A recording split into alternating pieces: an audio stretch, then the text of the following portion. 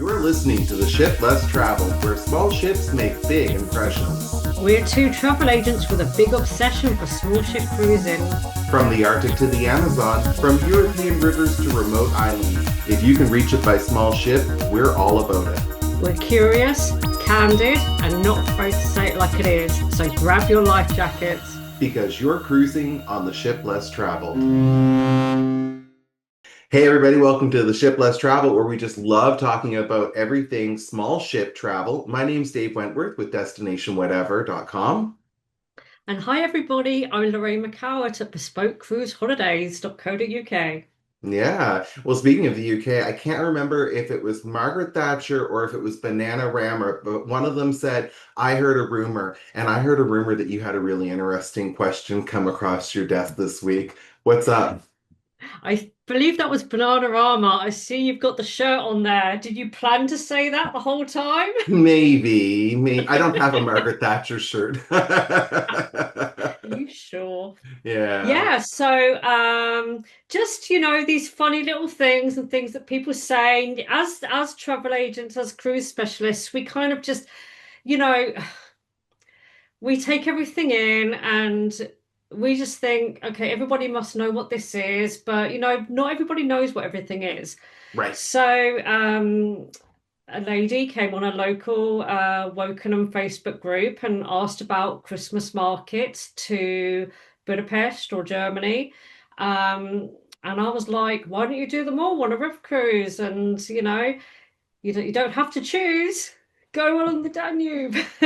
um, and she said, oh, thank you, but I'd like to fly. And I kind of was like, oh, okay. So I was totally misunderstood. And she obviously didn't understand what I was saying about a river cruise. And we just presume people know these things. And sometimes people don't. Right. So, So the person didn't understand the concept of river cruising. And I mean, I think, some people might take it for granted and this thing, oh, it's cruising on a river. It's kind of it's in the name. But I guess river cruising can mean different things to different people or in different parts of the world. And I think you were telling me there was a river cruise in England, for example, it can mean different things. yeah, I mean, here in the UK, we have, the River Thames in London, and they have river cruises on it, and but they're not river cruises as we know it in the travel industry. They're party ships, or you can book a business function on and a team building thing, get together on a ship along the Thames, but it's not residential. You go on, you have your party, you come off at whatever time in the morning, a bit worse for wear, and you go home. So, and also, you think about Amsterdam, they have those little tour boats, party boats going along the river there in Amsterdam. And this isn't that. Right, it for those hen parties and stags and stuff like Yeah, that. And so yeah, do you think yeah. maybe this person was thinking you were proposing a Christmas experience, but on like a party ship, sort of like she was mixing her wires a little bit? Yeah, I think that was it. I mean, I asked her if I could, direct mail her, to kind of explain what I was talking through. And I think she was a bit hesitant because she definitely didn't want to party there. And, but she agreed. And so I went on and I explained to her that, these are residential cruises. I mean, ultimately, you book a boutique hotel. Um, in the center of Paris, for example. Um, and that's what it is. It's a hotel, but guess what? You're docked at the Eiffel Tower because that's where the river goes, Hmm. and the ship takes you along the river. It's a residential cruise, so you sleep there, you eat there, you do your shore excursions from there. And it takes you along little pretty villages and towns and iconic cities along the river where you get off each day and explore your new destination. So that's what I kind of like tried to say to her, and she was really intrigued because it wasn't what she had in mind, what she thought I was Right. mentioning initially. It So a Christmas cruise along the Danube, obviously, you start in maybe Budapest, you go, to Melk and to Vienna and Salzburg and on to Passau, and you pass through all these beautiful towns and cities, and you get off each one and see the beautiful Christmas markets, and you walk around and explore and buy your little trinkets and mulled wine and mince pies and what have you, and then you get back onto the ship in the evening, you eat your beautiful meal, and then you have your evening entertainment and move on for the next day. Totally. And well, the ships, of course, are for those ones, those occasions are set up for Christmas. They're decorated for Christmas. Oh, But I think, you're not going to get that party vibe because, even though you can have your drinks and have a, fun Yuletide time on these things, they're not for binge drinking, heavy partying. That's just not the oh, vibe on really? these Oh, that things. was just me No, then. not on these, maybe for you. But like, yeah, have a couple glasses of bubbles, but people are there just to have a good time, have the glue wine, and just keep it moving and grooving. And I think that's a bit different than those more party themed river cruises that we were talking about, especially the ones in Amsterdam. Those are fun, but that's Yeah, for a party weekend in Amsterdam yeah. and not Christmas. That's a, that's a totally different thing. I think I've learned actually since living in England and working, cruises from here, it is a totally different experience to work in North America. When I worked in cruise holidays in Nova Scotia, um, selling river cruises from there was just so simple. It was so simple because, the North Americans, they love anything European. They love the history, they love the culture, things they don't necessarily get in North America because it's also new there.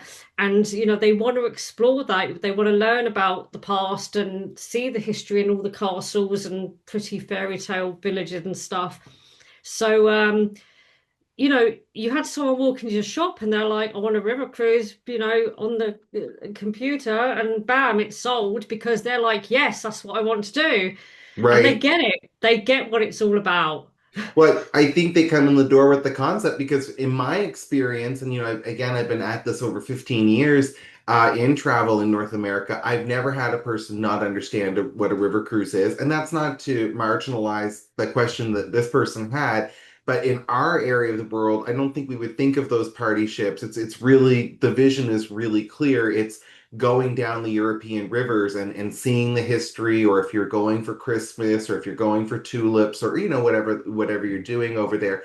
My thing that I would say people don't understand about river cruising in North America is that it goes beyond Europe because North Americans think about European river cruising. Sometimes it's even advertised European river cruising, and I want to erase the word European because it can take you to, I think you can go to all continents, more or less, on a river cruise, one way Yeah, or the it's other. so much more than Europe and, Southeast Asia and Egypt and the new Colombian river Oh, cruise, India, absolutely.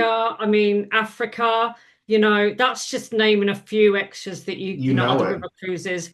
And these are Amazon, luxurious Galapagos. ships, They're not party boats in any way, shape, or form. They're there to immerse you in the destination 100%, and have your drinks in the evening. Sure, we all like that, but it's not what it's about. You have a drink that you enjoy over Christmas? The seasons before us, what do you like to enjoy? Oh, do you know what? I love at Christmas, and it's not only available for Christmas; it's available all year. And but Baileys, I love a good Baileys, Yeah? and my husband and I opened our first bottle the other night and finished our first bottle the other night. But Baileys and hot chocolate, a nice glass of Baileys. That's just really Christmassy to me. I just love that. I relate to what you're saying because I enjoy Aperol Spritz all year round, but that orange color makes me think about oranges at Christmas, oranges in the stocking, and so it's an excuse for me to have a boozier Aperol Spritz or maybe a second Aperol Spritz. So that's where I'm at. But before we wind down, I have one thing that I have to ask in our North America UK connection because this has been a Christmas topic here for the last couple of years. Has the quality of a quality street box of chocolates gone downhill over there like it has here? It's a pretty salty, sour topic. Do you know what? It is a huge argumentative topic here, and there are complaints all over the internet all the time. Because, when I was growing up, I remember in the 70s and 80s, yes, I'm that old, we had tins, like proper tins, and they were filled to the brim. And you would open that Yes, thing and you'd rummage through, and there were all these lovely chocolates. Now they're plastic things, you're like half the size, and they're not even full up. that's right. And the wrappers aren't the beautiful shiny ones here. They're kind of like this dull paper, so they don't have that Yeah, I mean metallic. they changed all that I think to be more earth friendly. I'm not really opposed to that, but I'm opposed to, it's definitely you get less for your money. Where's the quality? You're not getting quality on The Quality quality's Street. gone. The It's quality's gone from our street. exactly. Well, you can find the quality with us. If you need quality with your travel arrangements, I would just love to help you talk about that. And if you're located in my part of the world, you can find me at destinationwhatever.com. And I'm Lorraine McCowart, and I'm in England. I help everyone all over the UK, and I'm at bespokecruiseholidays.co.uk. So as you're sitting there eating your Quality Street chocolates or enjoying your Christmas drink or whatever time of year that you find your way to this podcast, thank you so much for hearing us. And we look forward to seeing you on our next episode of The Ship Less Traveled. Take care, everyone. Everyone, take care. Bye. That's it for today's voyage on the ship less traveled. Stay connected, follow our Facebook group, and share the podcast with your cruise-loving friends. For listeners in the UK, you can find me at bespokecruiseholidays.co.uk. And for listeners on my side of the pond, I'm destinationwhatever.com. We're passionate about small ship cruising, and we're not afraid to make some waves. So join us next time on The Ship Less Traveled.